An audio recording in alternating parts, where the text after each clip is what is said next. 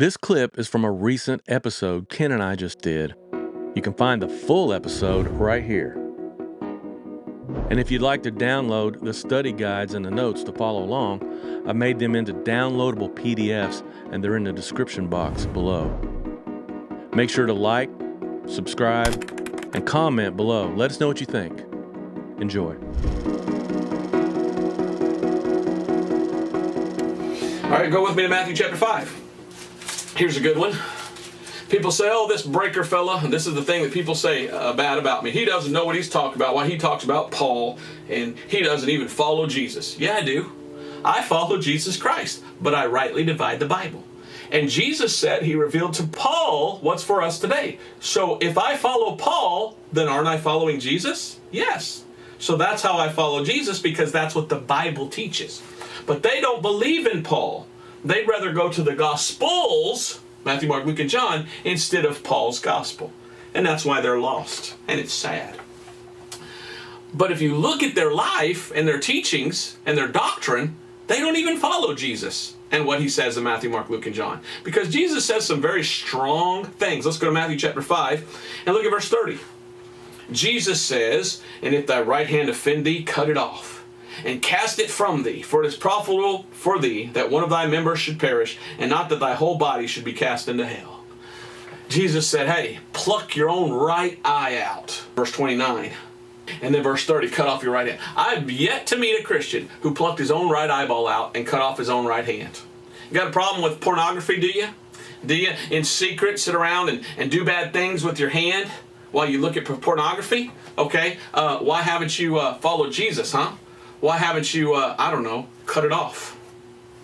Why don't you walk around with a patch on and no hand and say, I'm a follower of Jesus? I have never met a person like that. Hypocrite is what they are.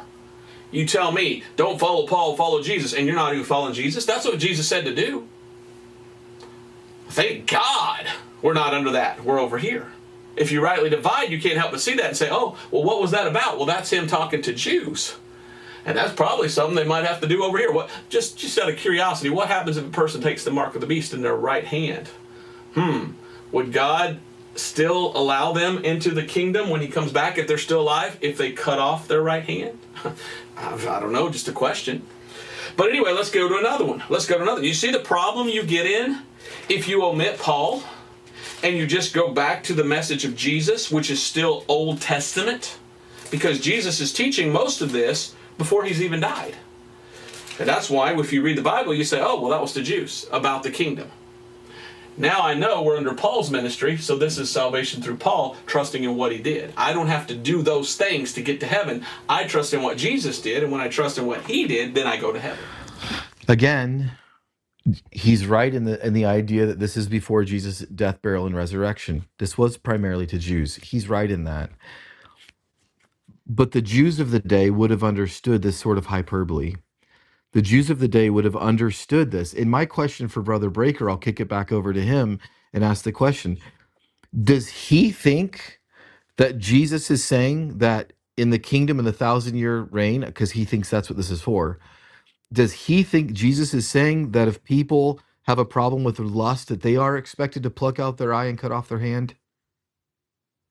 I assume he would say, yeah. He's put himself in a position, he has to say yes to that. Yeah. Jesus never meant for his followers to mutilate themselves. That's satanic. You don't mutilate yourself. What Jesus's point was that he's raising the bar of internal righteousness. I've heard it said this way: Matthew 5, 6, and 7, the Sermon on the Mount, could be summarized by simply saying Jesus is internalizing the law. The law of Moses was very external. Do this, don't do this, externally. And Jesus went right to the heart. Because these are the founding documents of his kingdom. He's saying Moses was judging you based on your external actions, but this new king, this new sheriff in town that Zechariah 12 through 14 talks about, he can see the thoughts and the intent of your heart. So you got to get this right. And it has to be something that is serious in your mind. No one thinks that means... okay, here's another question. according to what Brother Breaker was just saying, if somebody has lust in their life and they're struggling with pornography, does he think, or does anybody on the planet think, if you are addicted to pornography, cutting off your hand will instantly make you not addicted to pornography? Right. Is that a cure-all for that? No one thinks that. There's a different reason why somebody is addicted to pornography, and it's not because they go, oh well, I mean, I have a hand, I have an eye.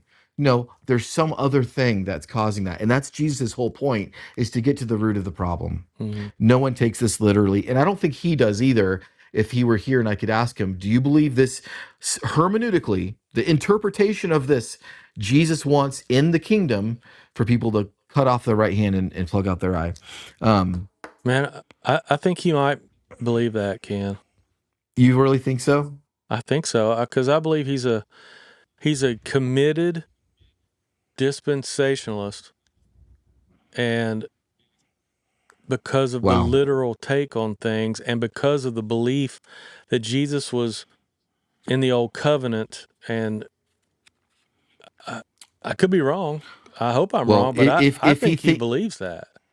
if he thinks that, then what I would do, if we were able to have a conversation about it, is I would go back to Matthew chapter 5 and verse 1, and I would go through and show the, as we always say, the flow of thought of the speaker. In this case, it's Jesus. He starts with the Beatitudes, and in verse number 13, he talks about the difference in the sight. You are the salt, you are the light. Verse 17, he talks about the idea that he has fulfilled the law.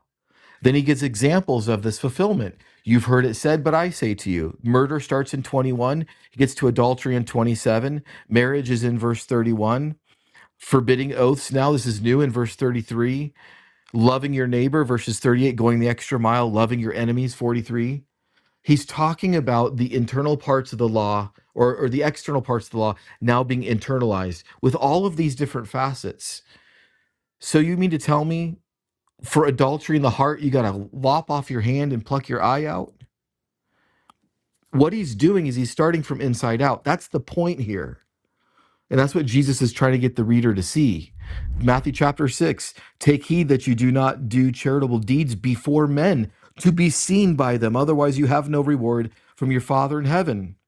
When you do charitable deeds, do not sound a trumpet for you as the hypocrites do. That's the whole point of this thing.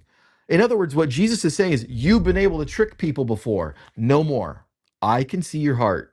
So you better handle the problem, whatever it takes, because your everlasting life is at stake here. That's the whole point of this. So, but again, it's kind of like what we've talked about before. It's pixel preaching. It's your eye 1 inch from the Thomas Kincaid canvas going, I don't see the picture. Got to back up and look at this thing. You don't zoom in on 1 pixel, find a couple of words and say, that's this. That would just be really, really bad exegete. I mean, really bad. Thank you guys for watching the video. If you haven't already, make sure to subscribe and hit that like button. It really helps the channel. And if you'd like to download study guides and notes, those links are in my description below.